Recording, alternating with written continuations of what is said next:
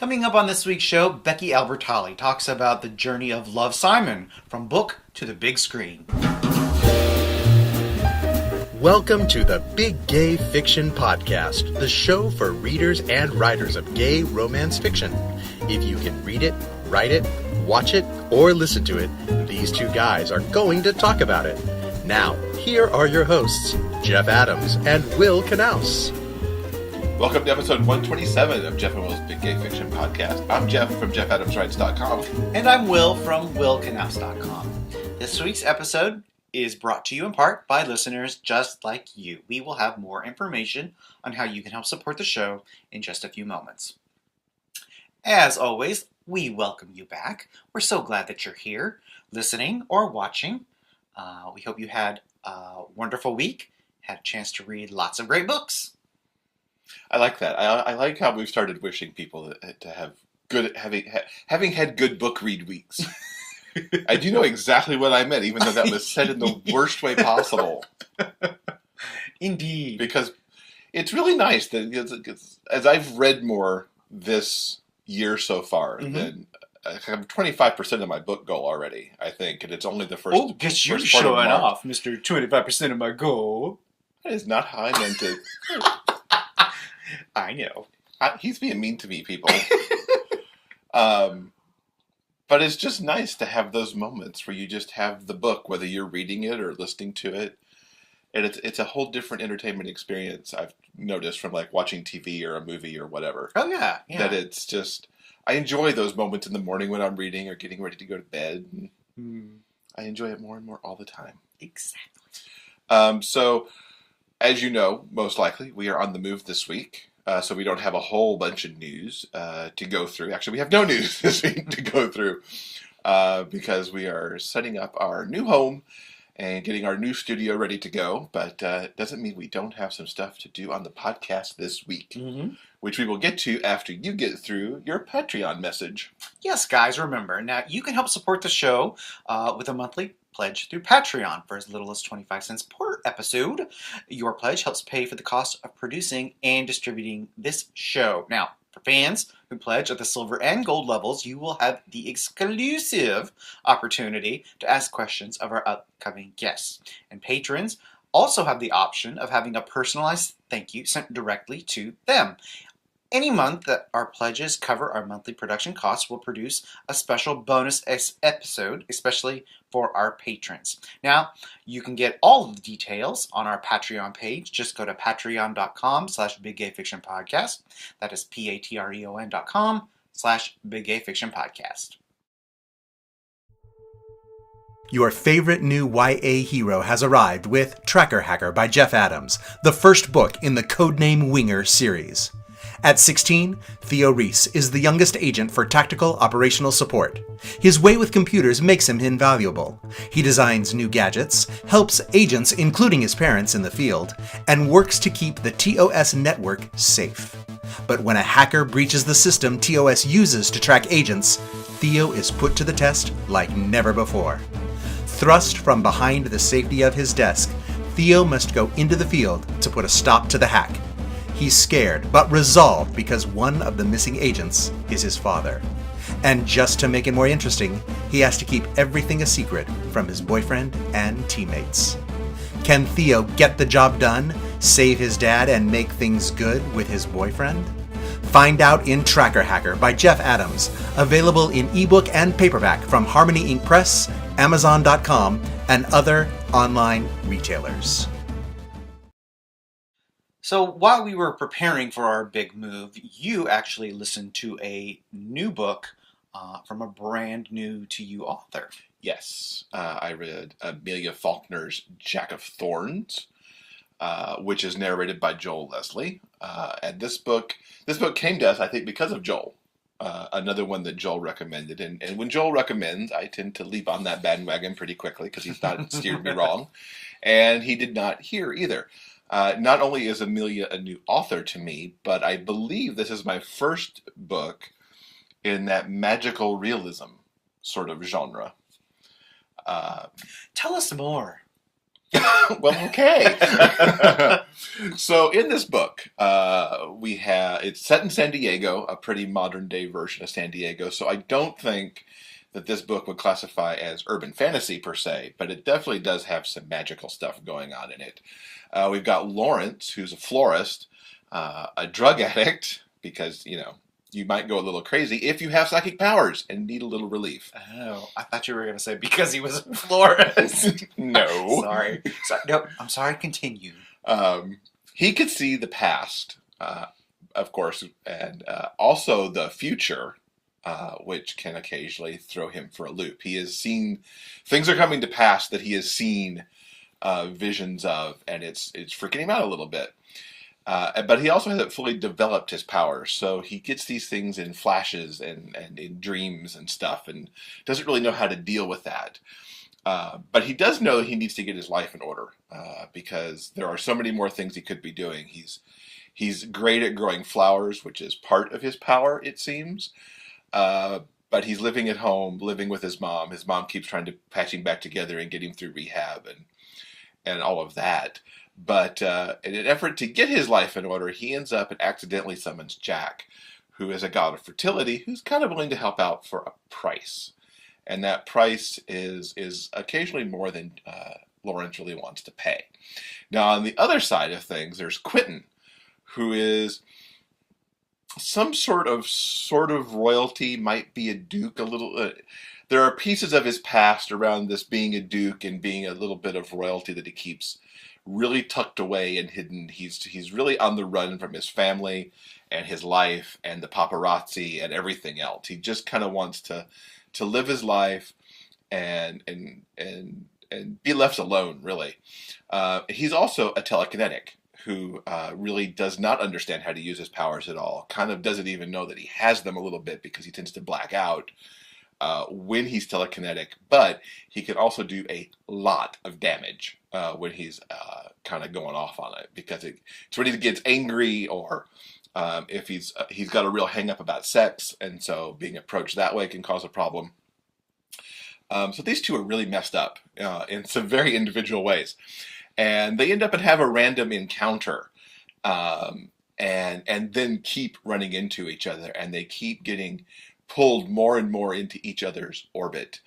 One might say by fate. And it's really awesome how these two kind of dance around each other, have their own baggage, occasionally share what that baggage is, where they don't feel like they should be around each other. They each do some digging on each other on the internet, because, why not use Google for that? To find out about the person you might be trying to hook up with. And then Jack kind of stirs the pot here a little bit too, because he's trying to get Lawrence to more embrace his powers and get him to feed Jack. Lawrence does not want to have sex with Jack, because Jack's a bit of a dick. But Jack is out to get his power any way he can, whether it's disrupting a party or going after Quentin or whatever it takes. The other thing that Lawrence and Quentin do is help each other understand their powers better.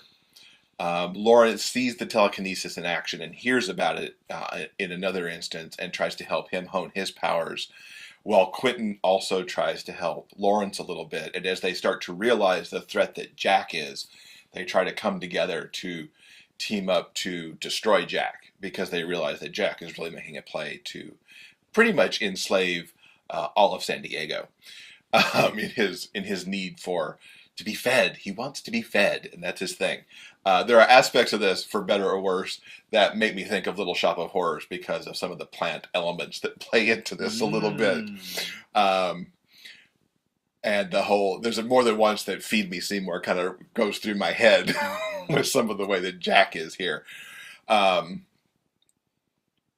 love these two. Their romance is so much of a slow burn and very, very sweet. They get to the point where Lawrence is trying to figure out, does he allow himself to be killed in order to destroy Jack? Should he let Quentin be killed to destroy Jack? I think everybody realizes saving the population of San Diego is super important, and it's a matter of who should be sacrificed. And that just plays into the romance all the more. Completely sweet, and the action stuff and the magic was very cool to watch unfold as well. And I have to give a special shout to Lawrence's mother. She is so sweet and only wants her son to be happy and to get away from his addiction. She's got powers too, which is why she's such a good florist, because she can make the plants grow like her son does.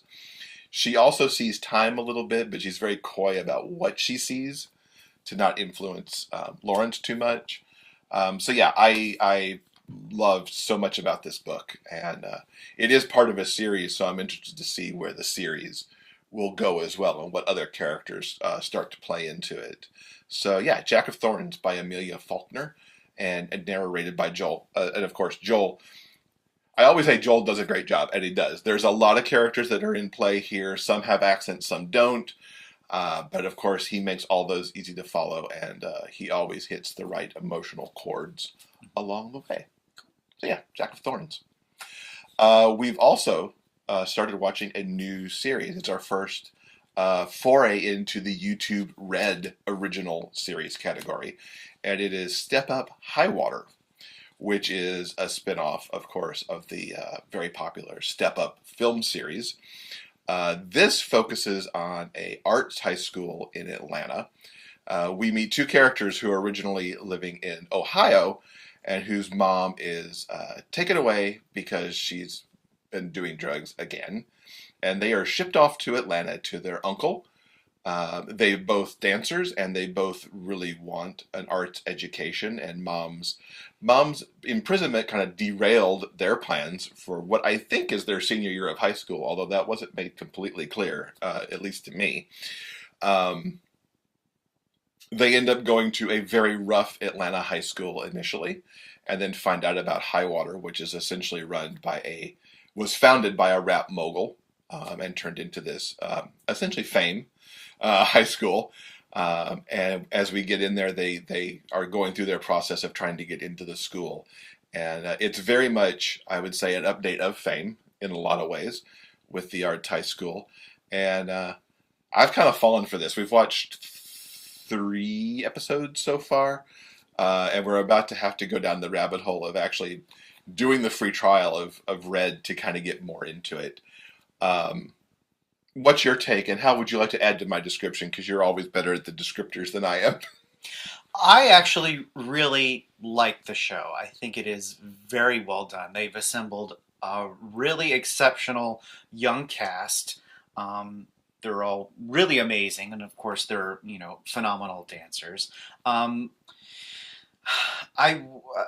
So here's the thing. I recommend it to anyone who likes dance movies or like Fame type shows. I mean, if that's not your thing, obviously this show is not going to be for you.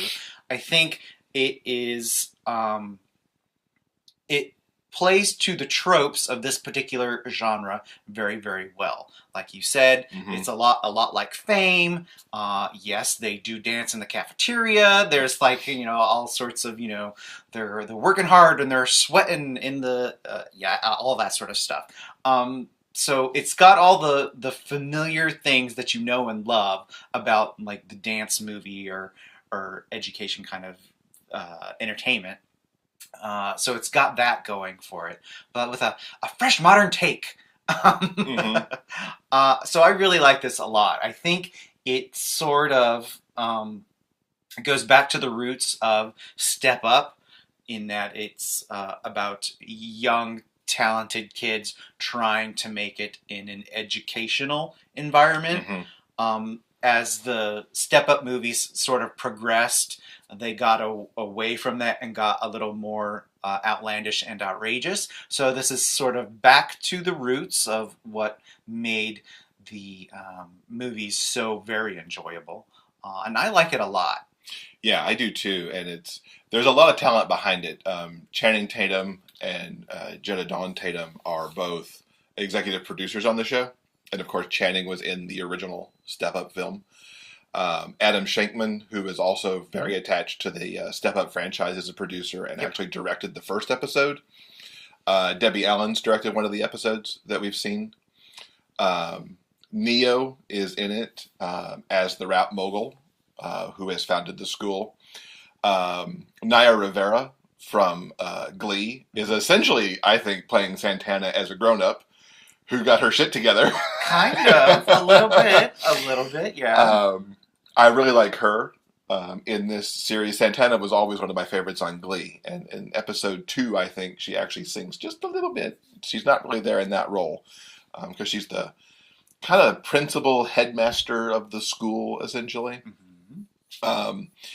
And the vibe of this series, to me, and I'm curious to know what you think of this, I feel like this could almost exist in the same universe as Black Lightning for some of the social topics and that it explores. And, I mean, they're both in the Atlanta area.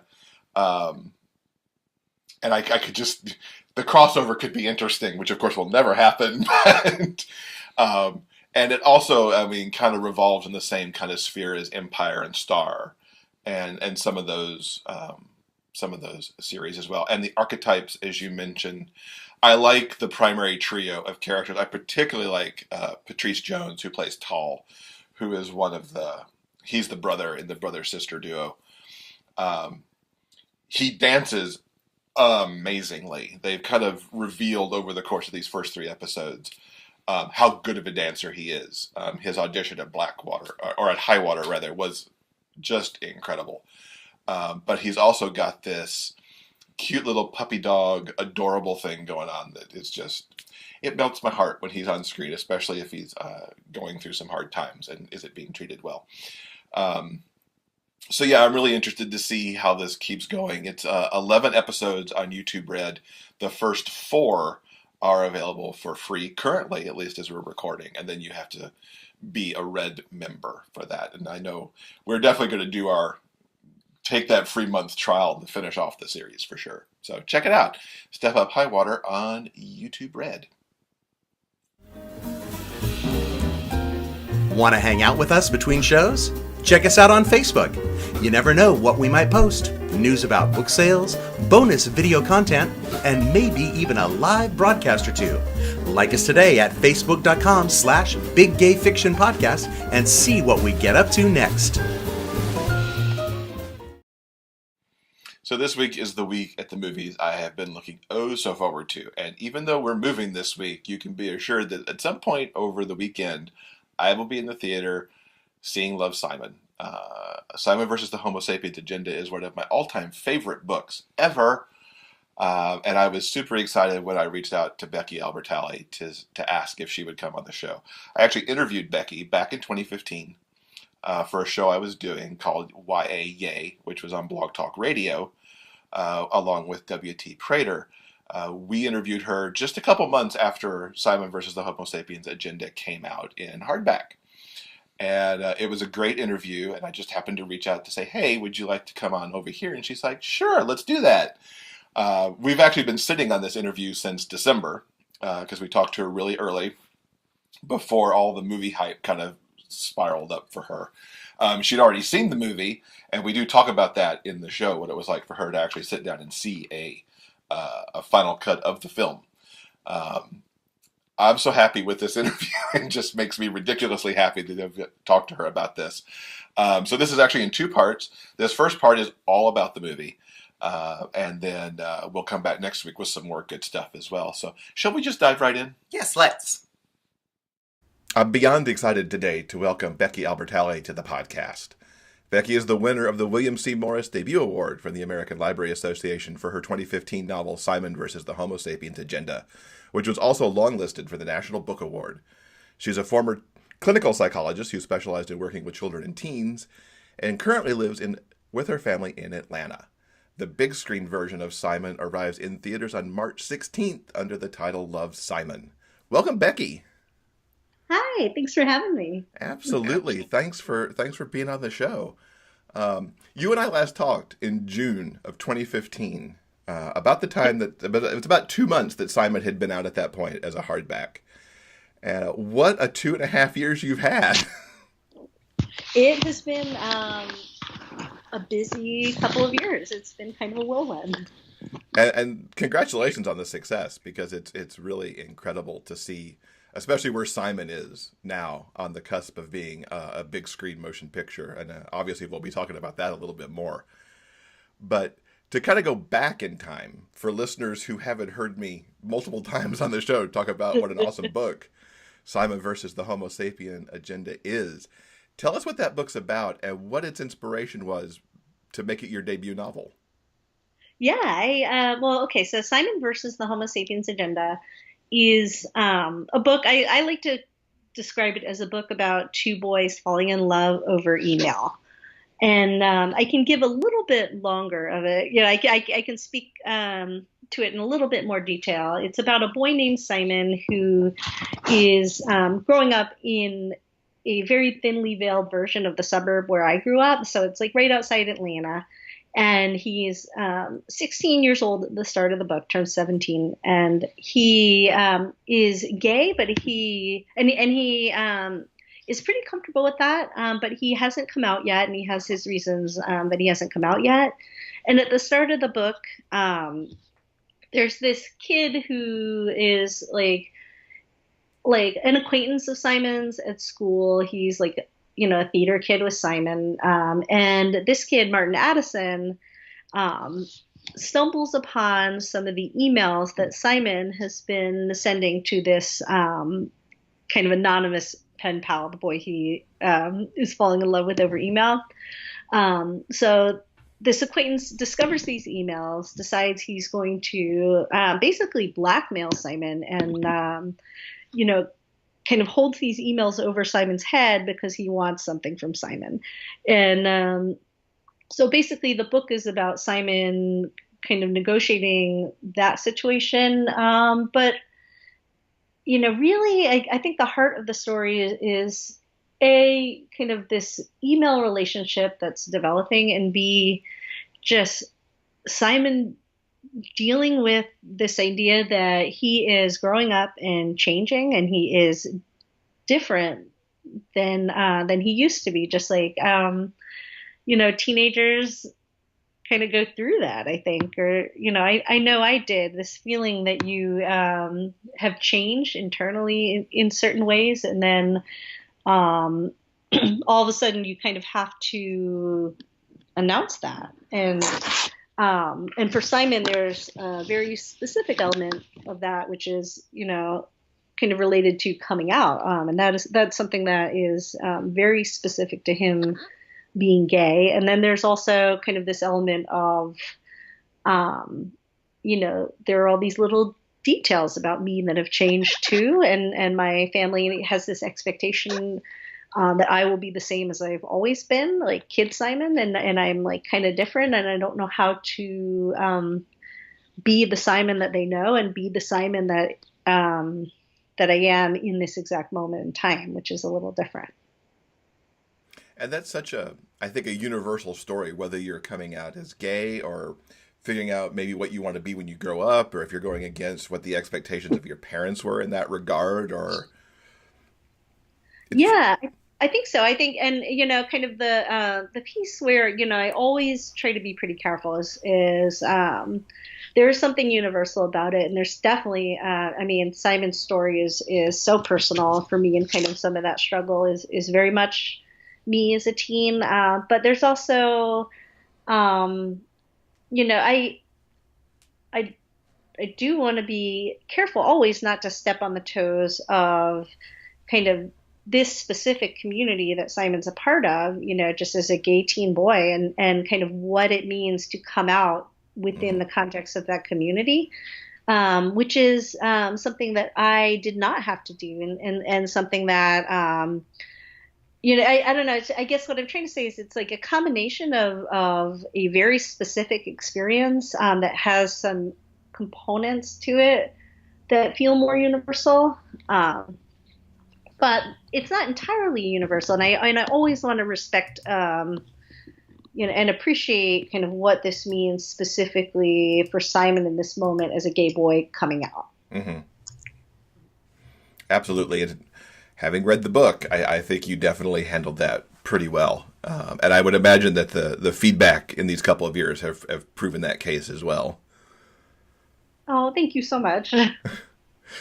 I have to play the fanboy occasionally because I've loved this book so much. Oh gosh, that means a lot to me. What was your inspiration for writing Simon?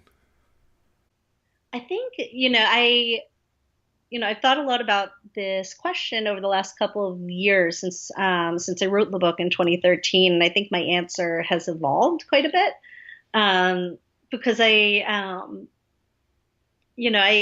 think my process as an author in general, but for this book in particular, has always been a little bit mysterious to me, and it's not like a light bulb moment, or what, it was never a light bulb moment for Simon. I almost wish it was, but it was very much more like this character was somebody that I got to know in my head for a while, and I kind of learned all of these things about him, and then I ended up getting to know him better as I wrote him, and at this point in time, he certainly feels like I do routinely forget he's not real. He's such a part of Simon is such a part of my life. But back in 2013, I can see these little like seeds of inspiration for the story. Like there are these little moments that have happened in my life that kind of got woven in there. Like I do have a memory of being at work. I used to work at a school, and there was a whole team of psychologists that we were all on staff at the school. And I remember like getting on the kind of, communal like psychologist computer that had all the programs that you used to score the tests and stuff. And I got on there and I went in to check my email through Gmail, and one of my coworkers hadn't logged out of his email, and I was like, "Oh, there's your email, Pat." And I did not, screenshot my coworker's email and use that to blackmail him. I would have never, but obviously there's some part of me that, like, I guess played around with that idea, because that sort of showed up in Martin's character, and that's kind of where Martin went with it. So I don't know. I think it's like just a million moments like that get incorporated into some story, and I never like consciously set out to write a story about that, but I think that was just like living in my brain. Does that make sense? Mm-hmm. Absolutely. Now, Simon is headed to the big screen, as I mentioned in the intro, with a big studio release and helmed by none other than Greg Berlanti, who has, is kind of a master with teens and young adults, and is currently the master of the Arrowverse on the CW. What was it like going Hollywood and bringing Simon out in that fashion? It's very surreal. I think, the first part of the process that I should mention that I think a lot of people don't necessarily realize, and I certainly did not realize until I was in it, is that, with Hollywood in particular, it's like, there are a lot of things that can happen, and it's very rarely a sure thing. It's like, when you see an announcement that a book has been optioned for film, like Simon was, like it almost never turns into a movie. Like there are so many things that have to happen, and an option, they're really just kind of basically purchasing the right to make the film if they choose to. It's like they're renting it, kind of. Right. And so sometimes people ask me, like, how did it feel when Simon got optioned and then you knew it was going to be a movie? And I'm like, I literally did not know this thing was going to be a movie until I visited the production office like 2 weeks before they started filming. Like they were casting Nick Robinson, Jennifer Garner, everything like that. And I was still like, that would be so cool if they actually made this movie. Like, too bad they won't.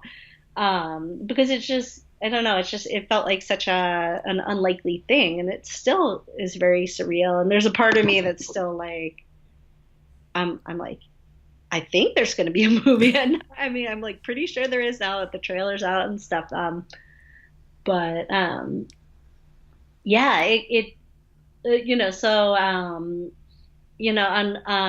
hand, it is the most surreal, unlikely, bizarre thing that's ever happened to me. And then on the other hand, it's just like it's like part of my life now, I guess, is just I do wake up every day like thinking about this movie. I go to bed every night thinking about it. I'm like the biggest fan of this movie.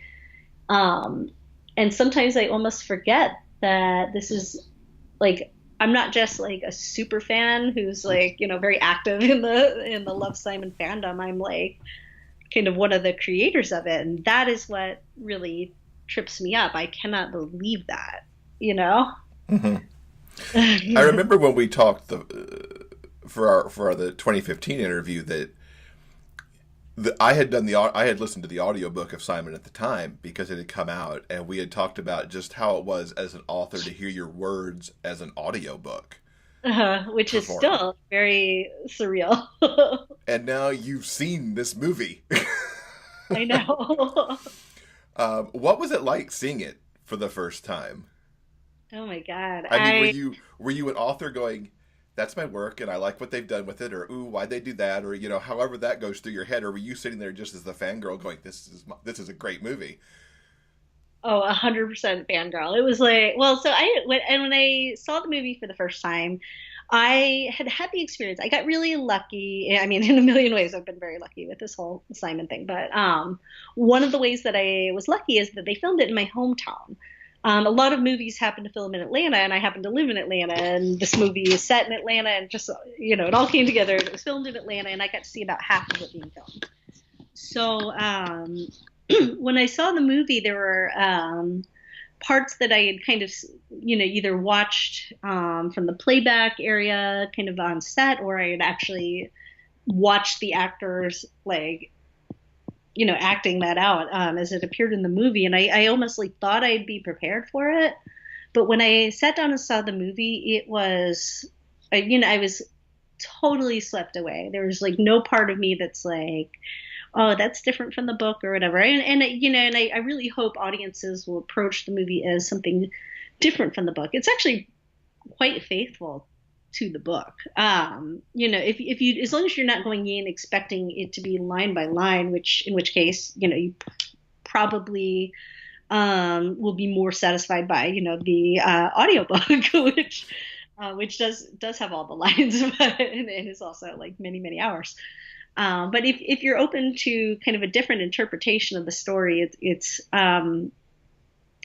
very, very faithful. It's completely faithful to the like emotional tone of the story, and I loved it. Like I watched the whole thing, and I after it was over, I was like stunned into silence, and I was there with one of my producers, Wick Godfrey from Temple Hill, and a couple of the other production people.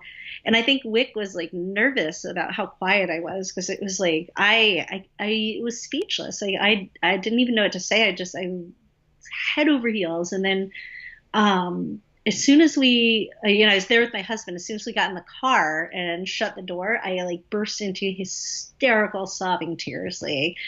And my husband was like, oh no, you didn't like it. And I'm like, no, it was the best movie I've ever seen. It's the best. I just saw the best movie I'll ever see in my whole life. And I just like cried all the way home, just out of pure like love for this movie. I think, I literally think my readers make fun of me for how much I love this movie, and they should, because it's ridiculous. Like I am I'm like a stan for this movie. I think I'm using the word right. Hopefully a stan. So. Well, I think it's great that you are that big of a champion, because I think it tells everybody who might be, oh, what did they do to this book? Because sometimes that does happen. It's like, how did they get this movie from that book? And the fact that the author can be that behind it, I think, is a tremendous stamp of approval for the fans to get all excited about it too. Yeah, and I really hope, that's my biggest hope, is that my readers will get excited and get hyped for this, and that they will go into this film, with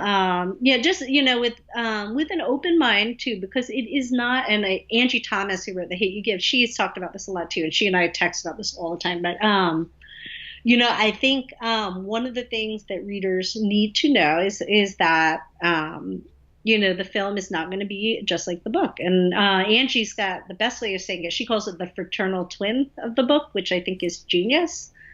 And to me, what that means is that these two form versions of the story, coexist. They exist side by side. When the film comes out, the book's still around. Like, the book's not going anywhere. And so, all those moments that are really important to people in the book, those are still there in the book. And some of them are in the film, and there are parts of the film that are eerily like word for word from the book. There's certain scenes that it's just like, when you watch like Nick Robinson and Jennifer Garner and stuff like that, like and like like Simon coming out on Christmas to his family is like almost exactly like it is in the book, and it's just like, as an author, it's bizarre. Like watching it, it's like very cool, but and then certain scenes are a little different, and for me that's exciting, and I just hope that my readers will be excited by that too. Yeah, well, this one certainly is. So, how much input did you have in the movie?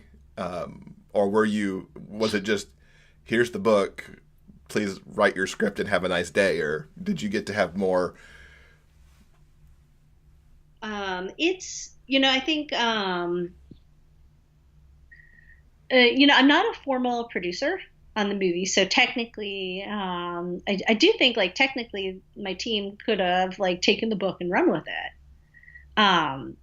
But I happen to have looked into having a very collaborative team. So I do feel like I'm like very happy with the amount of input that I had. Because, I think this team in particular has been super committed to like making sure that I'm happy with kind of the adaptation and just just making sure that it's faithful to the source material. So and it's kind of been this thing where they had the writers write the script, and I wasn't a part of like writing the script. That was Isaac Aptaker and Elizabeth Berger, who are best known, I think, for the TV show This Is Us, and so they wrote this script, and then it was sent to me, and I was supposed to like give feedback on it, and like 99% of my feedback was just like, I'm obsessed with this. Like, I don't know what to tell you. Like, but I think, I think, they have been very, very open to my input throughout the entire process. It's like, I will say, like, sometimes readers will ask me to like make sure this song gets in the soundtrack or something like that, and I do not have that kind of control. I do feel very involved. That's awesome. And I have to say, I didn't realize that the script writers were attached to This Is Us. Oh yeah, they are. They're phenomenal. Just makes me fanboy all the more because the storytelling on that show is so exceptional. Yeah. Oh, Isaac and Elizabeth are like next level genius. Like I haven't met Elizabeth in person, but I met Isaac, and I like could not talk when I met him. I was just like,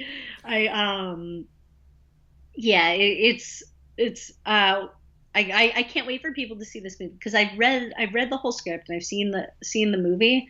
And I know most people aren't going to have the opportunity to sit down with the script, but just like the the script is a work of art. Like, even before you get into, having, bringing on these like brilliant actors who are all at the top of their game, like, you just, the script itself is magic. It's so great. Like, it's just like they just assembled the dream team for this movie. It's cool.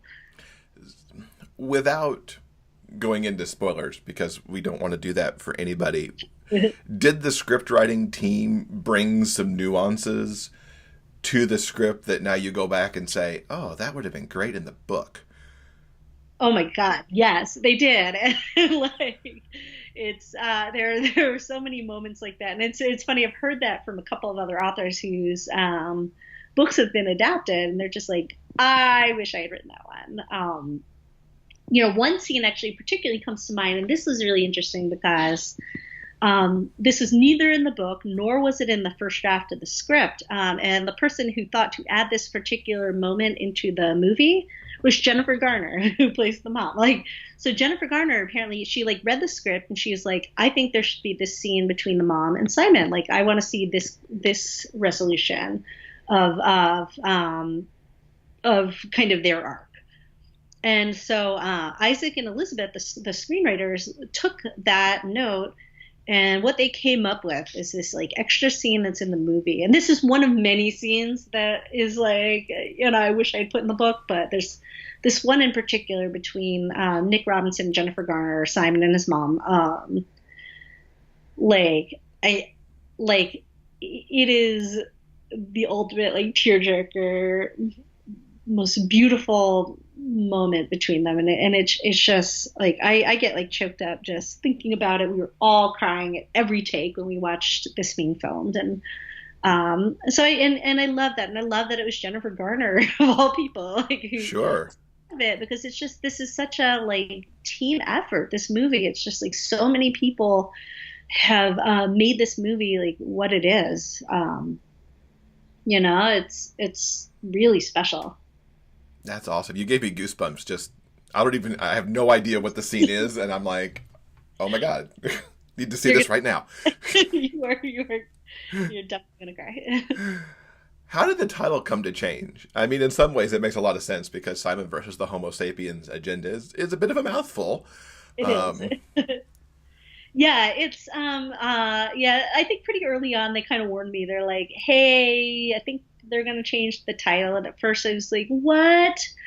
And kind of knowing it was a mouthful. And I was like, but the perks of being a wallflower is a mouthful, and, trying to come up with examples to present to them. But, and that's literally what it is. I've seen people kind of wonder if, they're trying to kind of make it seem, I don't know, less obviously about a gay kid, but I think now anybody who's seen the trailer at this point knows that Fox is not shying away from that. It's hard to remember, and it's hard to say, and it works a little better as a book title than it does as a movie title. And I think for Fox, one of the things that I didn't know, but I kind of learned about their process, is they're very research driven. So they actually tested the book title, and they tested a whole bunch of titles, some of which I hated. They tested them in the group, and so they kind of let audiences give feedback about what they thought of the movie, what they thought of the title, and and the book title was basically a lot of the people who they were reaching for these early screenings, they hadn't heard of the book.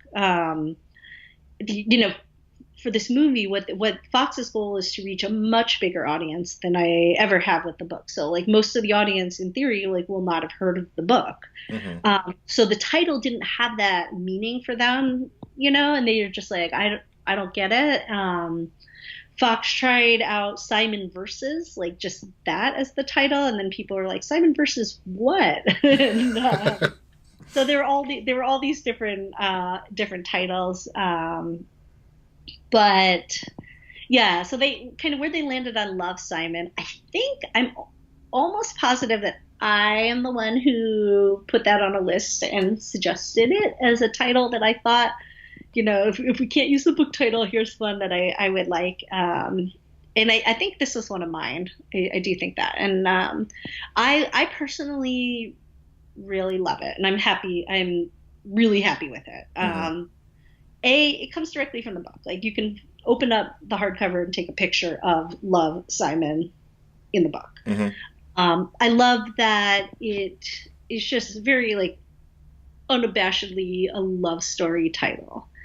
And, I think, to me, that's really special. And just also the idea that Fox put so much care into like testing all these titles, and they want to reach a broad audience. That alone like means something to me. And you know, from what I've been told about these early test audiences, like this movie has been testing so well that everybody's been shocked. And like even the people who like love this movie so much have been like shocked at just how many other people are just like falling in love with it after seeing it, including people who aren't necessarily part of, you know, the target group that they expected to fall in love with it. Like they, you know, I think they tested it in LA, thought it would do pretty well, and it did. It did even better than pretty well.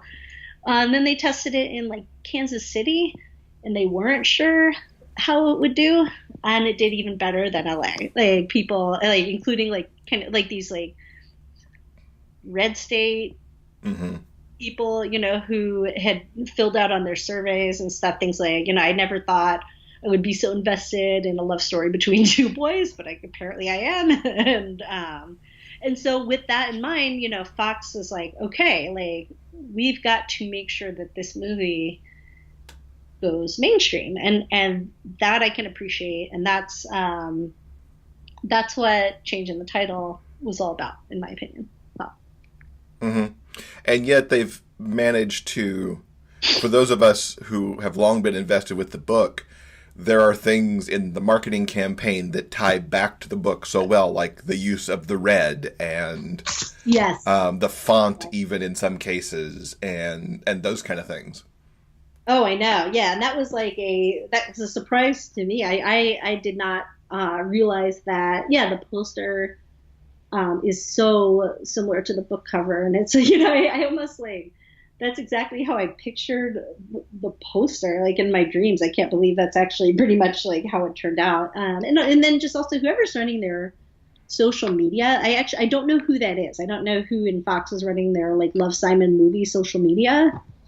But I've like proposed marriage to them a couple of times, I think, on Twitter. Like, 'cause I'm so, like, it's so based on the book. Like, it's clearly somebody who's very, very familiar with the book, and that means a lot to me, and I think it means a lot to my readers. It does. We talked a little bit about before we actually got recording that one of my early on favorite social things from the movie that even sold me more on how good this movie was going to be was the fact that there was a block for National Cookie Day that used Oreos. Yes. And people who know the book know that Oreos play a part in the story for Simon. And the fact that Oreo actually allowed themselves to be in the film, because I know enough to know that you just can't throw Oreos on the screen without asking first. Yeah. No, I know. I've learned so much about that. Yeah, Oreo, Waffle House, like some of these things that are, you know, they're just little details, but they do help kind of color Simon's world. And these companies were like all in, which is really exciting. Even apparently somebody had to reach out to J.K. Rowling to get permission to put a Hufflepuff crest or something in, or maybe it's a scarf. I don't remember exactly what it is, but there's some like Hufflepuff gear in Simon's bedroom. And because you know he's canon Hufflepuff like me, and apparently J.K. Rowling herself like gave permission for it to be used in the movie, which is something that like you can write that on my gravestone if you want, like you know. That's incredible that it went down to that level, because I'd forgotten about Waffle House, but to me, Simon and Oreos have always been tied together since I read that book, and every time I see Oreo commercials, it's like, Simon, you know, that's how locked the brand has been, and it's just, you know, just one more thing that clicks all of it together for me anyway. I think so too. If Oreo, the company, is listening to this, like I'm very eager to be followed on Twitter by them. Waffle House followed me on Twitter after the trailer dropped. So, you know, Oreo, if you hear this, like let's text, let's DM. Like I want to be your friend, Oreo Corporation. So again, thanks so much to Becky for coming to hang out for a while with us. Now, for those of you outside the U.S., don't fear. While Simon opens Friday, March 16th here, It does open by the end of the month in Australia and Brazil, and then it kind of rolls through Europe and the rest of the world throughout the spring and into summer. So Simon should be to you somewhere in the world over the next few months. And if you want to hear that interview that I did with Becky back in 2015, you can check out the link to that in this week's show notes at biggayfictionpodcast.com. Hey guys, I think that'll do it for this week. We hope you will join us again next week for episode 128. Becky Albertalli is going to be back. We're going to talk more about Love, Simon, including details of her cameo. And we get into discussing the upside of Unrequited, which will come out in Actually, that was her book last year. And the forthcoming Simon sequel, there's a sequel, people, Leia on the Offbeat, comes out in April, and we'll be talking about that as well. Fantastic, guys. So remember, no matter where life takes you, the journey will always be sweeter when you have a book. Until next week, guys, please keep turning those pages and keep reading.